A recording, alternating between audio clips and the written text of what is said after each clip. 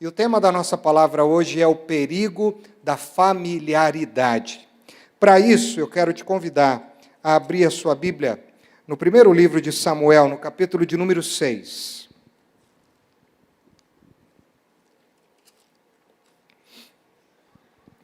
Primeiro livro do Samuel, no capítulo 6 do Antigo Testamento.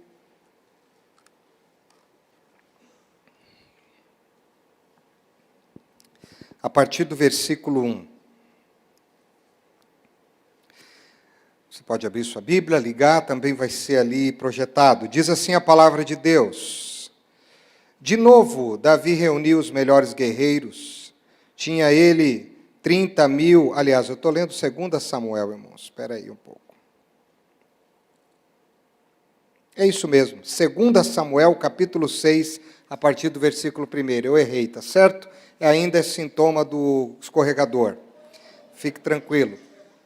2 Samuel, capítulo 6, a partir do versículo 1. Diz assim: De novo, Davi reuniu os melhores guerreiros de Israel, 30.000 ao todo.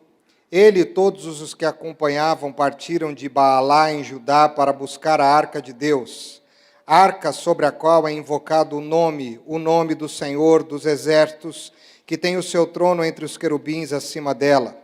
Puseram a arca de Deus num carroção novo e levaram da casa de Abinadab na colina. Uzá e Aio, filhos de Abinadab, conduziam o carroção com a arca de Deus. Aio andava na frente dela. Davi e todos os israelitas iam cantando e dançando perante o Senhor ao som de todo tipo de instrumentos, de pinho, harpas, liras, tamborins, chacalhos e símbolos. Quando chegaram à eira de Nacon, Uzá esticou o braço e segurou a arca de Deus, porque os bois haviam tropeçado. A ira do Senhor acendeu-se contra Uzá por seu ato de irreverência. Repita comigo esta palavra, essa expressão, ato de irreverência. Por isso Deus o feriu, e ele morreu ali mesmo ao lado da arca de Deus. Davi ficou contrariado, porque o Senhor, em sua ira, havia fulminado Uzá. Até hoje, aquele lugar é chamado Pérez Uzá. Só para você saber, significa destruição de Uzá. Naquele dia, Davi teve medo do Senhor e se perguntou: como vou conseguir levar a arca do Senhor até aí? Palavra de Deus. Vamos orar mais uma vez? Fecha os teus olhos. Pai, colocamos a nossa vida agora diante de Ti, e pelo Teu poder e pelo Teu Espírito que fala ao nosso coração, prepara a nossa vida para que a gente possa compreender de fato qual é a Tua verdade para os nossos corações. Trabalha no nosso coração, prepara o nosso coração, prepara a nossa mente para que a gente possa compreender o Teu recado nesta noite, o Teu alerta, em nome de Jesus. Amém. Amém? Esse texto é um texto difícil de se compreender. É um texto difícil por causa das coisas que estão acontecendo nele. Como é que Deus vai punir tão severamente uma pessoa que estava com a melhor das intenções? Por que Deus tira a vida de um homem que estava ali só para ajudar? Se você prestou atenção, um dos bois tropeçaram, a arca foi cair, e o cidadão que estava ali perto disse: não vou deixar cair, porque se cair vai quebrar. Se cair vai acontecer alguma coisa, a arca é um instrumento importante, um elemento importante, então ele foi e tocou na arca para que ela não caísse, e assim que ele toca, ele acaba morrendo. O texto diz que Davi não entendeu isso, e ele ficou contrariado, ele ficou desgastado. O final do texto diz isso, porque Deus fez isso com uma pessoa que só quis ajudar. De fato, é difícil entender esse texto olhando apenas para essa narrativa de 2 Samuel, capítulo 6, a partir do versículo 1. Para a gente poder entender o que de fato aconteceu com Uzá E porque nesse momento em que os bois tropeçam e ele decide tocar a arca e morre, a gente precisa construir toda a história da arca, e é isso que eu quero tentar te mostrar um pouco, para a gente entender essa questão do perigo da familiaridade. Primeiro, a gente precisa entender o que é a Arca da Aliança. A Arca da Aliança foi um elemento que Deus introduziu dentro do tabernáculo, que era guardado no lugar santíssimo, que dentro dela estavam as tábuas da aliança. Foi feita por Bezalel, aquele que recebeu de Deus o espírito de excelência para fazer toda a obra de mãos. Foi um dos artesãos, literalmente, aleluiados do Antigo Testamento, porque ele recebeu uma unção de Deus para que tudo aquilo que ele construísse fosse algo maravilhoso, tivesse o toque do Criador na sua própria mão. A Arca da Aliança, com as tábuas da aliança, do mandamento, dentro do lugar santíssimo, no tabernáculo, tinha um significado. E o significado era: aqui está a presença do Senhor. Obviamente que é um elemento simbólico, assim como também é um elemento simbólico a ceia de hoje. Nós acreditamos que Jesus está presente por causa do símbolo, da fé, daquilo que nós experimentamos. E era assim que Deus gostaria que o povo interpretasse a presença da arca dentro do tabernáculo, no lugar santíssimo. Essa presença precisava gerar no povo, e era esse o objetivo, uma inspiração para que o povo pudesse se tornar mais santo, para que o povo pudesse ser mais comprometido com Deus, para que o povo pudesse temê-lo e honrá-lo como deveriam, para que o povo pudesse, vamos usar uma linguagem mais fácil de entender, levar Deus mais a sério, e a sua relação com Deus mais a sério. Mas também a arca tinha um outro símbolo, que era que os adversários ficavam alertas, porque a arca simbolizava que aquele lugar era protegido pela mão do Senhor. Então, a arca simbolizava a presença, inspirava uma relação saudável, sadia, comprometida com Deus, mas também a arca simbolizava a proteção de Deus contra os adversários dos seus inimigos. E porque ela simbolizava a presença de Deus, o povo precisava reverenciar aquele ambiente como um ambiente de adoração. Mas o fato é que no decorrer da história, isso acontece em alguns momentos, alguns ciclos na história do povo de Deus, assim como na nossa vida. Tem dia que a gente está muito crente, tem dia que a gente está mais ou menos, a gente está bem comprometido, tem dia que a gente está menos comprometido, tem dia que a gente acerta bastante, tem dia que a gente erra bastante. E o povo começou a entrar num ciclo de viver uma vida espiritual com Deus bastante irregular, vamos dizer assim. E por causa dessa irregularidade no compromisso que eles deveriam ter com o seu Deus que é santo, com os mandamentos dele, muitas coisas aconteceram. E a primeira coisa foi o distanciamento do povo da presença de Deus. E aí os líderes espirituais se corrompem, muitas pessoas se corrompem, e Deus então começa a permitir que Israel seja atacada pelos seus adversários, e ela começa a sofrer, o povo de Deus começa a sofrer com essas crises nas guerras. Em momentos Deus mostrava a sua presença, a sua glória, para ver se o povo entendia: olha, com Deus a gente dá certo, nós vamos vencer os nossos adversários. Mas o povo tinha uma memória curta, vencia uma batalha, fazia um sacrifício, agradecia, mas logo em seguida voltava a viver essa irregularidade espiritual. Você está comigo? E muitas guerras aconteceram, e uma delas está lá no primeiro livro de Samuel. Agora nós vamos fazer uma aventura, tá bom? Você quer abrir tua Bíblia, você abre, você quer acompanhar, você acompanha, mas o pessoal vai projetar ali. Lá em 1 Samuel, capítulo 4, diz que o povo de Deus estava tendo uma batalha ferrenha contra os seus grandes adversários, que eram os filisteus. E nesse momento que eles estão guerreando, que eles estão brigando, a Arca da Aliança ela é tomada pelos filisteus.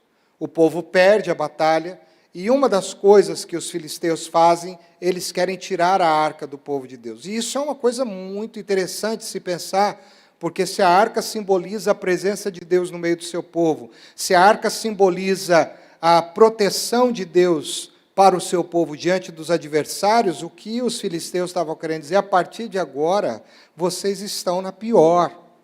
Vocês não têm mais a presença, entre aspas, de Deus no meio de vocês, e vocês estão desprotegidos contra os seus adversários. Foi uma grande humilhação, e esse episódio de 1 Samuel capítulo 4 foi conhecido como o massacre de Siló. Foi em Siló que isso aconteceu. E quem estava liderando o povo de Deus nessa batalha de Siló? 2 filhos de um sacerdote chamado Eli, que você conhece. Eli é muito conhecido pelo episódio com Samuel, vocês devem se lembrar disso. Ofni e Finéias. Ofni e Finéias capitaneavam o povo nessa batalha contra os filisteus em Siló. Mas a gente sabe que Ofni e Finéias, eles se corromperam. Eles eram pessoas que não tinham compromisso com Deus. Eles pegavam os incensos pagãos das batalhas e eles levavam para o santuário para ali queimarem. Eles profanaram o lugar de adoração. Eles profanaram a relação deles com Deus. E Deus, então, não estava abençoando esses homens, porque esses homens não queriam viver debaixo da bênção de Deus. E imagina só a situação. Esses 2 caras profanos, longes e distantes de uma relação verdadeira com Deus, estão capitaneando o povo numa batalha tão importante quanto os filisteus. O que acontece? O povo perde a batalha. Nesse momento que o povo perde a batalha, Ofni e Finéias, eles são mortos. Vamos ver aqui, 1 Samuel 4, 10 e 11. Coloca ali, só para o pessoal dar uma... Então os filisteus lutaram e Israel foi derrotado. Cada homem fugiu para sua tenda, o massacre foi muito grande, Israel perdeu 30.000 homens de infantaria, versículo 11. A arca de Deus foi tomada e os 2 filhos de Eli, Ofni e Finéias, morreram. O fato é que depois um mensageiro consegue escapar, ele vai até a casa de Eli. Diz a Bíblia que Eli estava com 98 anos, ele já não via, não enxergava direito, estava sentado numa cadeira, porque ele era obeso, e aí ele diz o que aconteceu, e aí o mensageiro diz, olha, a batalha foi difícil, foi complicada, nós perdemos, mas aconteceu mais. Mataram os seus filhos, até ali Eli ainda estava, mas a preocupação maior de Eli era se alguém deveria ter levado a arca de Deus. Ele temia isso. E aí ele disse, olha, mas levaram a arca de Deus. Quando Eli ouviu essa expressão que tinham levado a arca, ele deu um pulo da cadeira, caiu de costa, quebrou o pescoço e morreu. Uma das suas noras, uma das esposas do seu filho, estava grávida também ali naquele momento, ela deu à luz, e aí vem aquela expressão famosa, né? Icabod. Ou disse, foi-se a glória, ou seja, a glória significava a arca foi embora, e agora? Se existisse o Chapolin Colorado, ela poderia dizer, quem poderá nos defender? Porque foi tudo embora. E aí vem o capítulo 5 de 1 Samuel, você está comigo? E aí diz que os filisteus, então, a partir do versículo 1, levam essa arca para uma cidade chamada Asdod, que agora é território filisteu, e eles tiram a arca, que é símbolo da presença de Deus, do tabernáculo, e levam a arca para o templo de Dagon, que era a divindade mais importante dos filisteus. Eles não só levam a arca para o templo de Dagon, como colocam a arca de frente com a estátua de Dagon. A palavra Dagon significa peixe. Provavelmente esse Deus, essa divindade dos filisteus, ele tinha corpo de homem e cauda de peixe, e era conhecido pelos filisteus como o Deus da fertilidade. Olha que situação! O que o descuido do povo de Deus, o que a falta de comprometimento fez com que a presença de Deus, simbolicamente representada pela arca, fosse parar. Mas aí eles colocam lá, vão embora, quem sabe vão tomar um banho, vão descansar, vão jantar, vão fazer a festa, vão celebrar a vitória. E aí o versículo 4 do 1 Samuel capítulo 5 diz que no dia seguinte eles voltam lá, e quando eles chegam até lá, na manhã seguinte, eles se levantam de madrugada, Dagon estava caído, com o rosto em terra, de frente para a arca, prostrado. Eles podem ter dito assim, acho que deve ter largado uma janela aberta, deve ter ventado bastante, e aí a estátua caiu. Não deram muita importância, levantaram a estátua, voltaram, o dia passou, passou a noite, e aí vem o versículo 5, 1 Samuel 5, 5. Diz que no outro dia, eles voltam de madrugada novamente ao templo de Dagon, e a estátua não só estava prostrada diante da arca, mas ela estava com a cabeça quebrada e com as mãos quebradas. Quando eles viram aquilo, eles entenderam que aquela presença divina do Deus de Israel estava muito mais latente do que a presença divina do Deus dos filisteus, e eles temeram.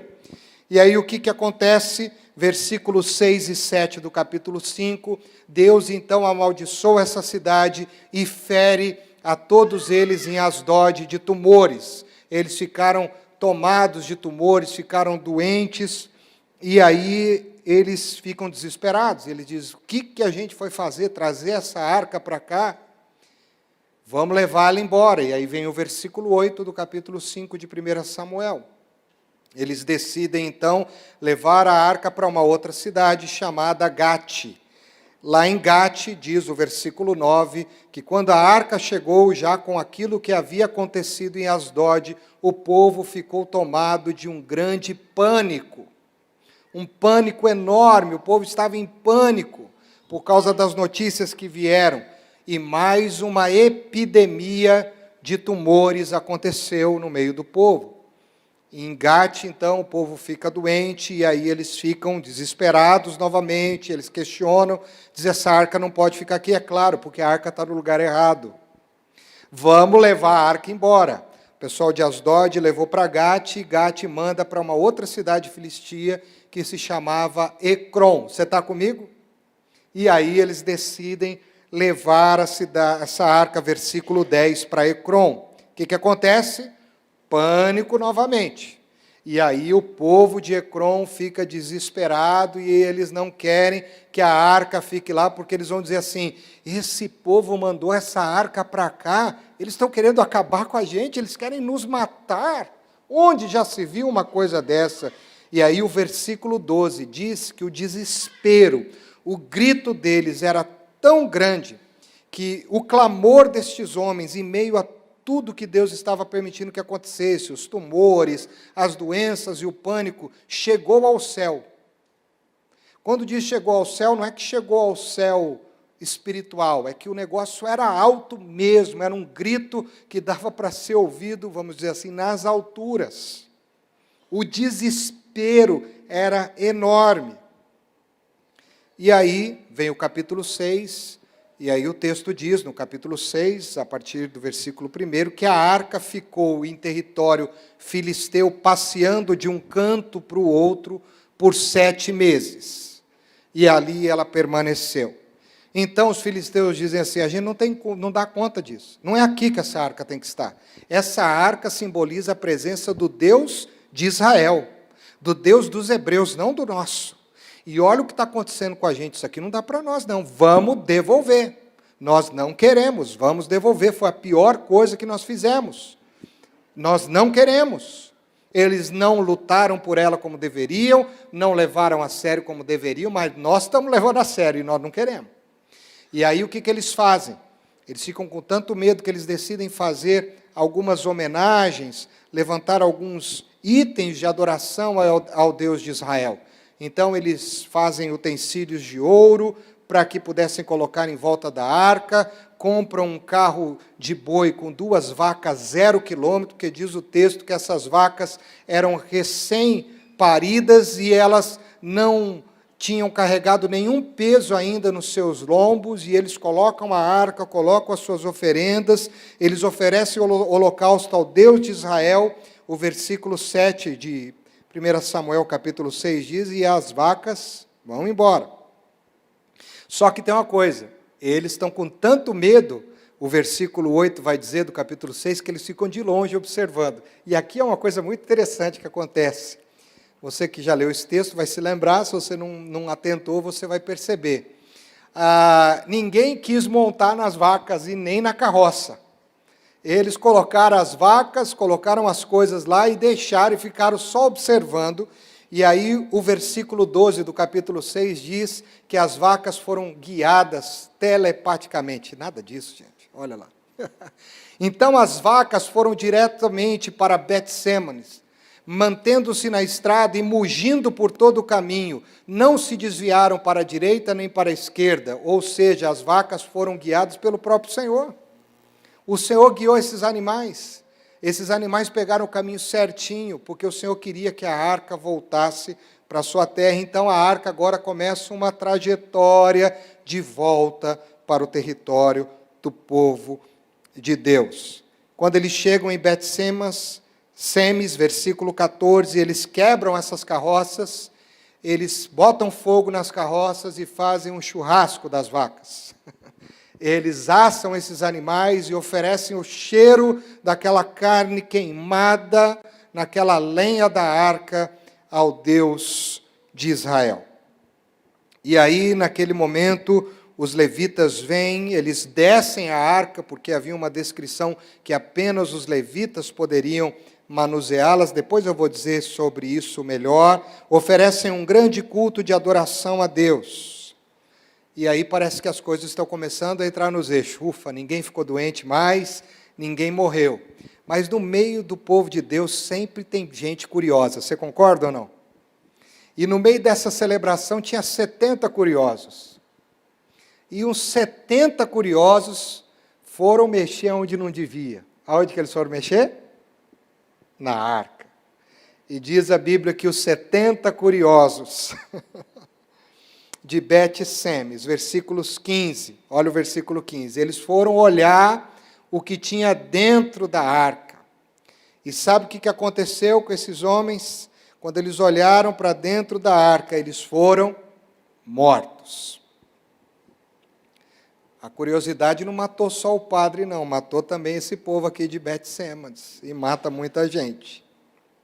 Bom, aí eles dizem, então não vamos deixar a arca aqui, porque não dá para ficar. Vamos levar essa arca embora de novo, e aí eles decidem levar a arca para Quiriat Jearim. E lá em Quiriat Jearim, já território hebreu, eles levam para a casa de um descendente de Levi, já que a arca só podia ser manuseada pelas argolas, com os bastões, pelos descendentes de Levi. E aí essa arca vai, no capítulo 7, vai para a casa de um homem chamado Abinadab. Você está comigo? Amém? E lá na casa de Abinadab, ela permaneceu por mais de 20 anos. Quando ela chegou na casa de Abinadab, ele tinha um filho mais velho, e esse filho cuida da arca para ninguém que pudesse tocá-la, e ele tinha 2 filhos pequenos, chamados Uzá e Aio, ainda pequenos, crianças. Eu queria que você tentasse imaginar se você fosse o Uzá ou o Aio, quando a arca chega na tua casa, com toda essa fama de morte e de tragédia. O medo dessas crianças, o pânico delas, o respeito delas em relação à arca e o seu pai falando para elas. E aí muita coisa acontece na história, enquanto esses 20 e poucos anos passam. Deus rejeita Saul, Davi é ungido rei, Davi assume o trono, Davi trava muitas batalhas, Davi quer conquistar as terras perdidas pelo povo, Davi quer ter uma vida de adoração, Davi começa a trazer uma proposta de adoração, escreve salmos de adoração, de compromisso com Deus, mas Davi tinha uma batalha que ele queria travar. A batalha que ele queria travar com os filisteus era possuir de volta Jerusalém, porque Jerusalém tinha sido sitiada pelos filisteus. E aí Davi, então, depois de muitas batalhas, ele vai guerrear contra os filisteus, e aí nós vamos para 2 Samuel, capítulo 5, que é o capítulo anterior ao texto que a gente leu. E aí Davi trava uma grande batalha contra os filisteus, e Deus então concede a vitória, porque Davi está agindo de acordo com a vontade de Deus. E quando eles recebem a vitória, o que Davi pensa como rei? A arca é símbolo da presença de Deus. A arca ela tem que estar no templo, a arca tem que estar aqui, a arca tem que estar no nosso meio. Então o que nós vamos fazer? Vamos lá na casa de Abinadab, em Kiriat Jearim, e vamos trazer a arca para cá. E é nesse momento que entra o capítulo 6 que a gente leu. Quando Davi vem, pega a arca, e aí ele reúne cerca de 38 mil homens, segundo Samuel capítulo 6. Ele quer seguir alguns princípios dos filisteus, também compra um carroção de bois 0 quilômetros, coloca aqueles animais para conduzirem a arca, diz que Aio vai à frente, Davi vai atrás com o povo, cantando, louvando, e vão adorando, e vai dizendo, oh, glória a Deus, a arca está voltando para Jerusalém, mas ele esqueceu de algumas coisas importantes, e aí, enquanto eles estão indo na eira de Nacon, o que é eira de Nacon? Eira, quem já morou no sítio aqui sabe, quando você colhe o café, quando você colhe alguma coisa, você lembra aquele lugar onde o chão é mais batido, que o pessoal estica lá os grãos do café ou da soja para tomar sol, para secar? Aquilo se chama eira. E na eira de Nacon era um lugar onde as pessoas colocavam os seus grãos e os seus sementes para que ali eles pudessem secar e beneficiar aqueles grãos.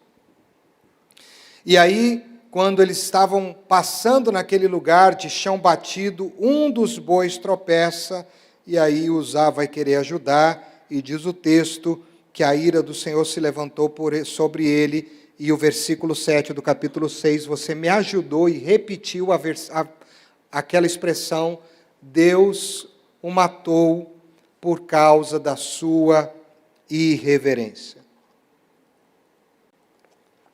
Davi não entende, Davi desiste de levar a arca, de novo a arca não chega em Jerusalém, eles levam para um outro lugar, para Obed-Edom, e ali ela permanece por um período. E Deus abençoa a casa de Obed-Edom, e Davi vai refletir sobre tudo o que aconteceu. O que a gente vai aprender com a morte de Uzá e sobre o perigo da familiaridade? Eu te contei toda a história para você entender o que a arca passou e o que aconteceu quando chegou aqui. Primeira lição, por que Uzá morreu? E é um alerta de perigo para que a gente também não morra em algumas áreas da nossa vida espiritual. Porque Uzá e Davi confundiram intimidade com familiaridade. Diga comigo, eles confundiram intimidade com familiaridade.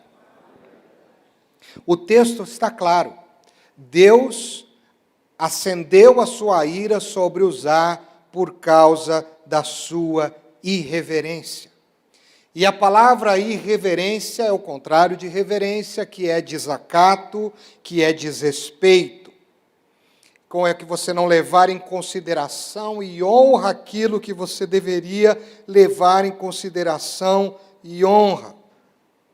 E um dos perigos que Uzá e Davi me ensinam nos meus dias e devem ensinar a nós, diante de toda a trajetória que você viu que a arca teve, o que ela significava, o poder que estava por trás dela, é que nós também, muitas vezes, estamos confundindo intimidade com familiaridade.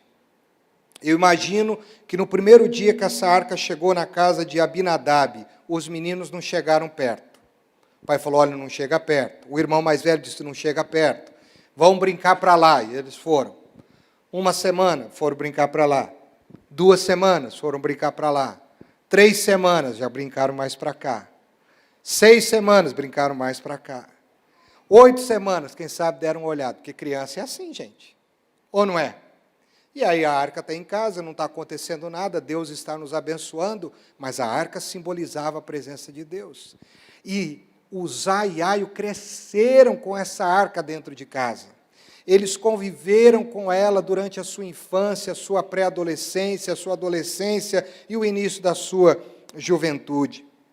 E os anos foram fazendo com que algumas coisas que eles precisavam reverenciar, eles foram deixando de lado. E às vezes a gente acha, porque a gente começa a se tornar íntimo de uma situação, que a gente pode romper alguns limites que a gente não deveria romper. E esse é o grande problema da intimidade, porque tem muita gente que acha que intimidade é romper alguns limites que não deveriam ser rompidos. Eu me lembro, quando eu era mais jovem, a gente usava assim, esse cara aí é meu chegado, sabe essa coisa? É meu irmão, meu chegado. Na época a gente falava chegado. E o chegado, você ficava brincando com o outro, ficava brincando com os defeitos físicos, a gente ficava tirando sarro da pessoa, a gente ficava brincando com algumas coisas que os outros não brincavam.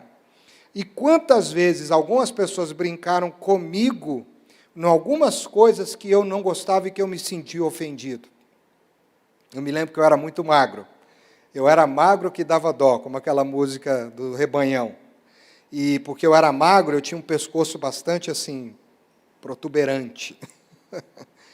E o pessoal gostava de me chamar, os amigos, olha, o Garça está chegando lá, o Garça. Né?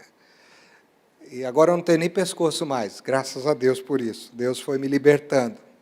Mas eu me lembro que em alguns ambientes a gente levava isso numa boa, mas em alguns outros era humilhante, era ultrajante. Você confunde intimidade com irreverência, e isso humilha. Às vezes a gente vai convivendo com a pessoa tanto tempo, com alguma circunstância há tanto tempo, que a gente vai quebrando alguns limites e a gente vai entrando em áreas que a gente não deveria.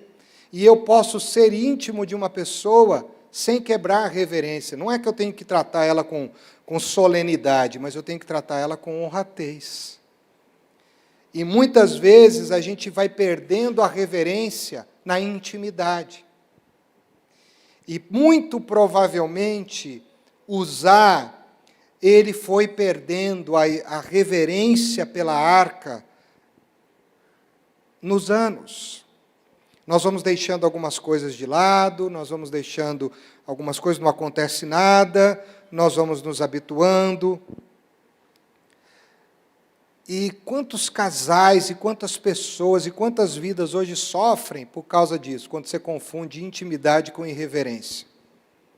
Porque o que eu tenho aprendido sobre intimidade é que intimidade tem a ver com o outro deixar eu penetrar o seu coração. E quando ele me permite penetrar o coração dele, eu penetro com toda a honra, com todo o respeito, com toda a reverência, porque aquele lugar é um lugar especial. Então, os meus amigos mais íntimos, que não são muitos, são poucos, eles penetram áreas do meu coração que outras pessoas não penetram. E porque eu permito que eles penetrem áreas do meu coração que outros não penetram, eu não quero que eles sejam irreverentes. Eu preciso que eles tenham reverência. E da mesma forma com os meus amigos que deixam e me permitem entrar em algumas áreas do seu coração, eles também querem que eu entre nesta área com reverência, com respeito, e não para zombar, e não para desmerecer, e não para diminuir a sua figura e a sua imagem. E o grande problema da familiaridade é quando a gente fica muito íntimo e a gente se habitua com as coisas, mas a gente perde a reverência. E isso acontece muito, gente, com a nossa vida espiritual. No primeiro dia com Deus, quando a gente começa na nossa vida espiritual, a gente está cheio de temor, a gente está cheio de paixão, a gente está cheio de desafios para fazer diante de Deus, a gente quer ter uma vida espiritual devotada, e a gente esse ano vai defender muito aqui sobre o tema espiritualidade. Mas parece que os anos vão passando, a gente vai se habituando com modus operandi da fé, a gente vai se habitualizando com a Bíblia, a gente vai se habituando com a igreja, com os cultos, com os dogmas, com os ritos, com as pessoas, e a gente vai perdendo a reverência, e a gente fica familiarizado e não fica íntimo. E tem muita gente que está familiarizada hoje com as coisas de Deus, está há anos, como Uzá estava com a arca, mas não é íntimo. E há uma grande diferença entre familiaridade e intimidade. A religião nos familiariza com Jesus. A intimidade, através do Espírito, nos faz se relacionar com Jesus no secreto.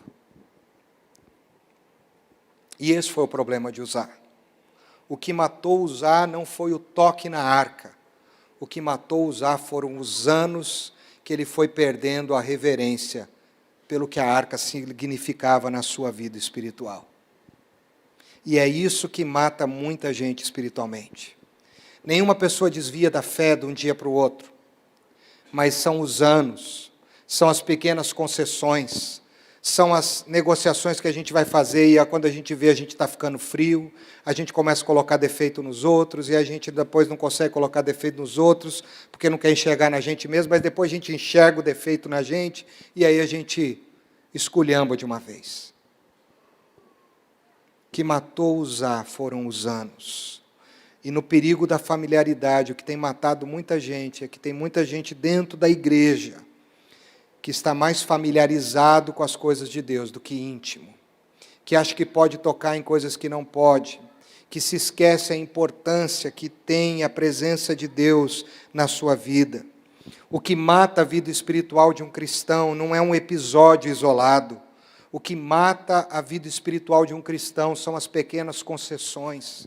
O que destrói um casamento não é um marido acordar num dia e dizer assim, eu vou trair minha mulher hoje. Não, o que mata um casamento é o dia que esse marido decidiu olhar para uma mulher como ele não deveria.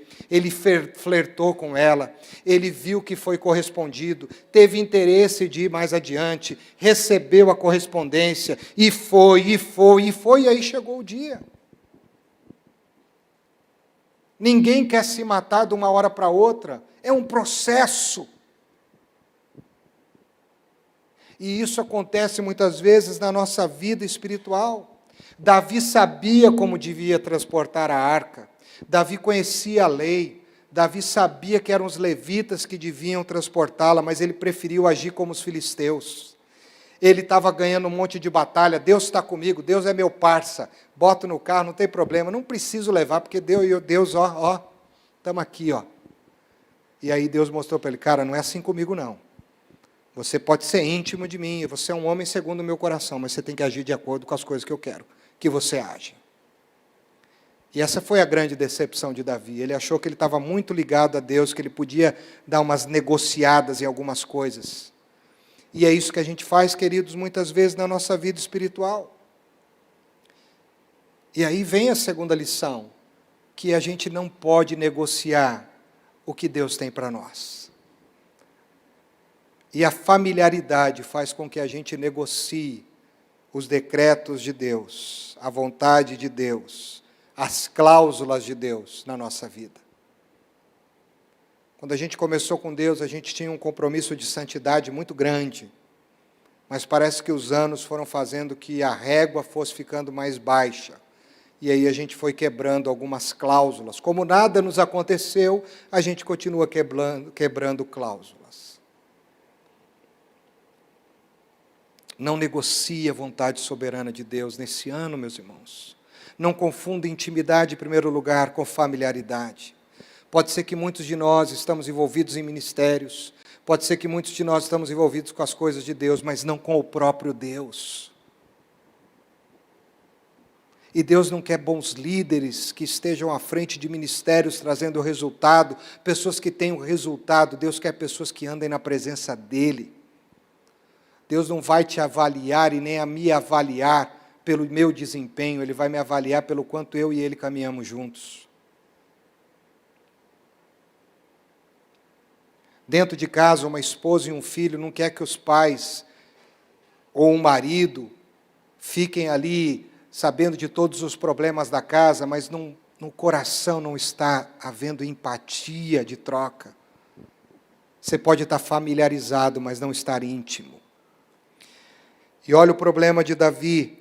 Vou te mostrar o problema. Êxodo 25, 10 a 14. Olha só. O problema de Davi, quando ele começou a negociar as cláusulas, as ordenanças de Deus. Êxodo 25, 10 a 14 diz assim: Faça uma arca, palavra de Deus, Moisés estava falando, Deus falando através dele.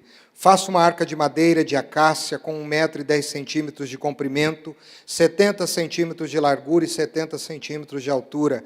Revista-a de ouro puro por dentro e por fora. Faça uma moldura de ouro ao seu redor. Mande fundir 4 argolas de ouro para ela. Prenda-as em seus 4 pés, com 2 argolas de um lado e 2 do outro. Depois faça varas de madeira de acácia, revista-as de ouro e coloque-as nas argolas laterais da arca, para que possa ser carregada. Muitos dizem que as argolas ficavam embaixo, porque quando os levitas iam, eles colocavam os varões, e eles carregavam a arca, inclusive, para cima, porque eles não eram dignos de estar na mesma altura, então a arca ficava acima deles, e eles aqui no ombro. Números 4:15, diz assim, Números 4:15. Quando Arão e os seus filhos terminaram de cobrir os utensílios sagrados e todos os artigos sagrados, e o acampamento estiver pronto para partir, os coatitas virão carregá-los, mas não tocarão nas coisas sagradas. Se fizerem, morrerão. São esses os utensílios da tenda de encontro que os coatitas carregarão. Coatitas eram os filhos de Cote. Cote é um dos descendentes de Levi, e só quem podia carregar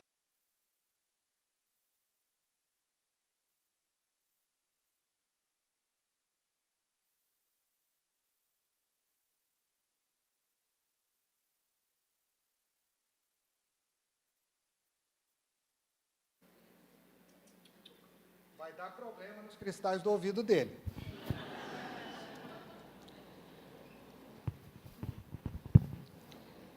E Davi tinha essa ordenança, Davi tinha essas prescrições, mas ele não levou em consideração. Números 7, versículo 9. Mas aos coatitas, Moisés não deu nada, pois eles deveriam carregar nos ombros os objetos sagrados pelos quais eles eram responsáveis. Haviam as pessoas certas para carregarem a arca, e havia o jeito certo para carregar a arca. No dia em que Davi foi buscar essa arca, eles não só levaram as pessoas erradas, mas também fizeram do jeito errado. E sabe o que eu tenho aprendido? Existe o jeito certo de fazer a coisa certa, mas existe o jeito errado de fazer a coisa certa. Levar a arca era a coisa certa, mas tem o jeito errado. Existe o jeito errado de se relacionar com Deus. Existe o jeito errado de entender as coisas de Deus na nossa vida. Davi não seguiu as cláusulas que Deus tinha ordenado. E se você lembrar-se bem, quando Deus mandou o povo prestar atenção nos 10 mandamentos, ele disse assim: essas leis que hoje vos ordeno, vocês devem cumprir toda a lei. Sabe qual que é o nosso problema? No perigo da familiaridade. Eu volto a dizer, a gente começa obedecendo a Deus aqui e lá, obedece, a gente obedece, mas chega um dia que obedecer está difícil, e aí eu não obedeço aqui, eu obedeço aqui. E aí outro dia eu obedeço ali e não obedeço acolá.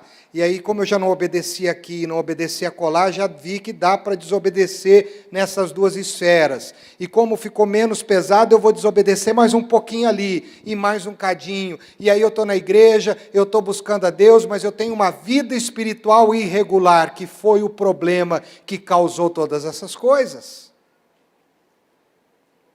Com Deus, ou a gente age de acordo com aquilo que Ele espera de nós, e o que Ele manda a gente fazer, ou a gente está por fora da vontade de Deus.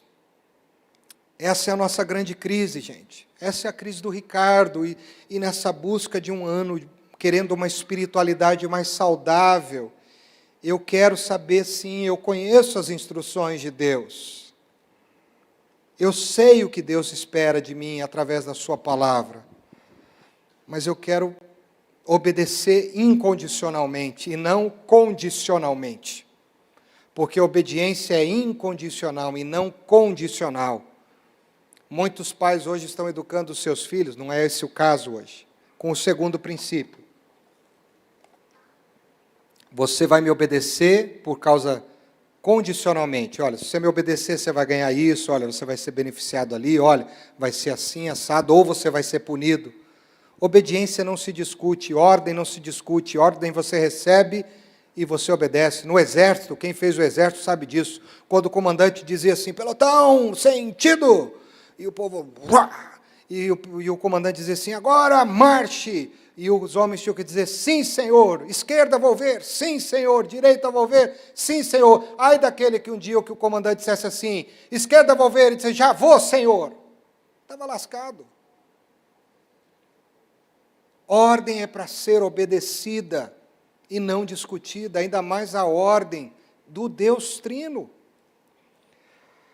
Mas muitas vezes nós estamos negociando, e esse episódio, embora difícil com a morte de Uzá, foi instrutivo para Davi. Davi acordou, e aí eu quero concluir. Davi acordou e ele aprendeu a lição, ele viu que Uzá perdeu a reverência. Uzá sabia que não podia tocar, mas tocou. Davi perdeu a reverência, ele não seguiu que os levitas levassem a arca, foi uma carroça nova. Davi aprendeu que tinha as leis, mas que ele não levou todas à risca, que ele tinha aberto concessão nas cláusulas das ordenanças de Deus, e aí ele aprendeu a lição. E aí o que vai acontecer? Olha para você ver como as coisas mudam. 1 Crônicas 15, 1 e 2. Depois que Davi tinha construído casas, há uma tradução que diz um palácio para si na cidade de Davi, que é Jerusalém, ele preparou um lugar para a arca de Deus e armou uma tenda para ela. Versículo 2. Então Davi disse, somente, olha só o que ele vai dizer, somente os levitas poderão carregar a arca de Deus, pois o Senhor os escolheu para transportarem a arca do Senhor e para ficarem sempre a seu serviço. Aprendeu a lição ou não aprendeu? Capítulo 15, versículos 11 a 15, olha só. Versículo 11. Então Davi convocou os sacerdotes Zadoque e Abiatar, os levitas Uriel, Asaías, Joel, Semaías, Eliel e Aminadab, e lhes disse, vocês são os chefes das famílias levitas, vocês e seus companheiros levitas deverão consagrar-se primeiro e trazer a arca do Senhor, o Deus de Israel, para o local que preparei. Não é só pegar a arca, antes a arca tem que ter consagração. Vocês precisam se preparar, vocês precisam se separar. Pelo fato de vocês não terem carregado a arca na primeira vez, a ira do Senhor, o nosso Deus, causou destruição entre nós. Nós não o tínhamos consultado como proceder, e aqui está o problema da familiaridade. A gente fica tão chegado de Deus que a gente não para de consultar Deus. Como eu devo fazer isso? Tiago vai dizer, não é assim, amanhã eu farei isso. Amanhã, se Deus quiser, farei isso. Se essa for a vontade de Deus, eu farei. Mas a gente começa a ficar tão habituado com as coisas de Deus que a gente para de consultar a Deus como proceder. E Davi entendeu, versículo 14. Então os sacerdotes e os levitas se consagraram para transportar a arca do Senhor, o Deus de Israel, e os levitas carregaram a arca de Deus, apoiando as varas da arca sobre aonde? Seus ombros, conforme Moisés tinha ordenado, de acordo com a palavra do Senhor. Versículos 25 a 28. Assim, com grande festa, foram Davi, as autoridades de Israel e os líderes de batalhões de 1000 buscar a arca da aliança do Senhor na casa de Obed-edom. Como Deus havia poupado os levitas que carregavam a arca da aliança do Senhor, 7 novilhos e 7 carneiros foram sacrificados. Davi vestia um manto de linho fino, como também todos os levitas que carregavam a arca, os músicos e Quenanias, chefe dos músicos. Davi vestia também o colete sacerdotal do linho, e todo Israel acompanhou a arca da aliança do Senhor alegremente, ao som das trombetas, cornetas e símbolos, ao toque de liras e de harpas. Sabe qual é a minha maior crise, meus irmãos? Eu estou terminando. É muitas vezes pregar, por exemplo, e isso é uma grande crise, porque eu sei eu sei abrir um texto bíblico e tirar do texto bíblico algumas lições. Eu aprendi a fazer isso. Faz 25 anos que eu prego a palavra de Deus, ininterruptamente. Mas o grande desafio é, Senhor, como eu devo proceder? Não é o que eu sei. Eu sei pegar um violão, não sou um grande músico como os que nós temos aqui, mas eu sei tocar uma música. Eu sei subir aqui no altar e dirigir um momento de cânticos. Mas a grande questão é, Senhor, como eu devo proceder? Eu estou consagrado, eu estou me separando, eu estou levando em consideração as cláusulas, eu estou me examinando para eu poder pregar, para eu poder cantar, para eu poder liderar uma célula, para eu poder liderar um ministério, para eu poder ser um presbítero, um diácono, para eu poder ser um líder que for. Liderar qualquer um de nós podemos, a gente aprende. E a gente fica familiarizado, a gente fica habituado com as coisas de Deus, mas a gente pode estar há muitos anos envolvidos com as coisas de Deus, mas também há muitos anos longe de Deus. E essa foi a crise de Uzá e a crise que Davi precisou vencer na vida dele. Por isso, nesse ano, em que nós vamos falar mais sobre espiritualidade, eu gostaria que você entendesse, e eu entendesse, de que se a gente quer fazer as coisas de Deus, a gente tem que fazer do jeito de Deus. Não é uma bronca, meus irmãos. Esse sermão não é exortativo, esse sermão é para trazer vida para o nosso coração. A gente tem que seguir as cláusulas ipsis literis. Assine um contrato e quebre uma cláusula para você ver o que vai acontecer. E a gente continua quebrando cláusulas. E eu tenho orado pela Filadélfia. O Valdemar foi almoçar em casa hoje. E eu falei isso para ele, a gente tem que orar. Orar pelas famílias, pelos líderes, pela igreja, por nós, para que a gente possa ser verdadeiro. Para que a gente possa fazer a vontade de Deus do jeito de Deus. Intimidade é levar a vontade do outro em consideração. E quando eu sou íntimo, eu levo a vontade do outro. E aí o melhor exemplo, eu concluo com ela. Jesus nos ensina tudo isso. Porque Jesus tinha condição de abrir concessões, se Ele quisesse. Mas na sua intimidade com o Pai, Ele foi obediente até a morte de cruz. Aliás, a intimidade de Jesus, preste atenção, estava ligada à sua obediência incondicional. A intimidade que Jesus tinha com o Pai estava baseada na obediência incondicional que ele tinha ao que o Pai mandava ele fazer. Filipenses 2, versículo 8. Ele foi obediente até a morte, e morte de cruz.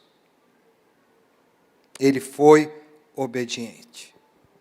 Evangelho de João, capítulo 14, versículo 21. Coloque para nós e eu encerro com esse versículo. Aquele que tem os meus mandamentos e lhes obedece, esse é aquele que me ama, e aquele que me ama será amado pelo meu Pai, e eu também o amarei e me revelarei a ele. Cantei muito essa música, acho que era do grupo Elo, se não me engano, ou do Miládia, muitos anos atrás. Mas se a gente ama de fato a Deus, queridos, vamos obedecer a Deus sem concessões e sem cláusulas. Não vamos cometer o mesmo erro de Uzá, querer quebrar a reverência e tocar em coisas que a gente perdeu com os anos. Eu não gostaria disso acontecendo na minha vida e nem tampouco na sua vida por quem eu tenho orado. Porque eu tenho orado diante de Deus todos os dias por cada homem, cada mulher, cada criança, cada pré-adolescente, cada jovem, cada adulto, cada idoso, cada marido, cada esposa e cada filho desta igreja. Porque eu gostaria muito que a gente pudesse viver essa dimensão. Vencer a crise da familiaridade. Cuidado, perigo. Queria orar com você, pedir para o Leandro me ajudar aqui.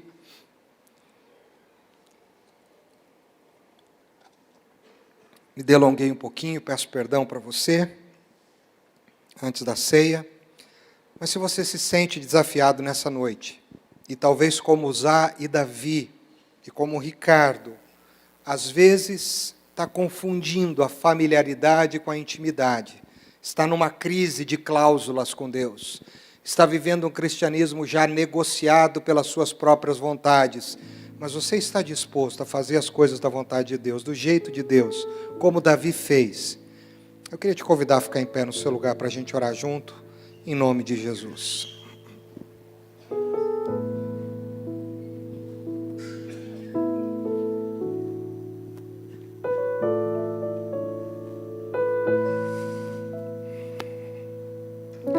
Senhor, obrigado pela Tua palavra, porque a Tua palavra é vida, é viva e eficaz. Obrigado porque o Senhor nos preparou esse momento tão lindo. E eu quero te agradecer de uma forma especial, porque o Senhor trabalhou na minha coração já nessas 2 semanas, de uma forma tão profunda sobre essa mensagem. Me ajuda a vivê-la. Eu quero aprender a te obedecer e ser íntimo de Ti e não familiarizado com o ministério. E aqui há homens e mulheres que estão em pé também com a mesma vontade. Eles se solidarizam comigo e eu me solidarizo com eles, porque nós estamos no mesmo barco. Não permita que os anos na igreja ou de vida cristã nos faça perder a reverência por coisas que nós não deveríamos perder.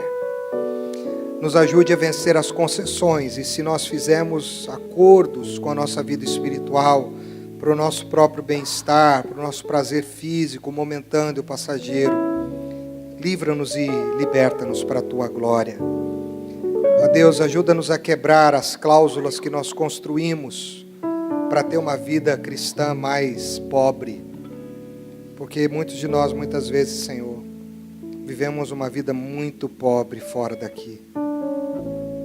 Ó Deus, perdoa-nos, e assim como Teu Filho Jesus foi obediente até a morte e morte de cruz, e nós não precisamos nem ir para a cruz e nem morrer por obediência, mas nós precisamos morrer para a nossa vontade. Então ajuda-nos a morrer para ela, para que a gente possa viver para a Tua vontade, e que seja feita a Tua vontade na nossa vida, assim na terra como no céu. E é no nome de Jesus que nós oramos. Amém e amém.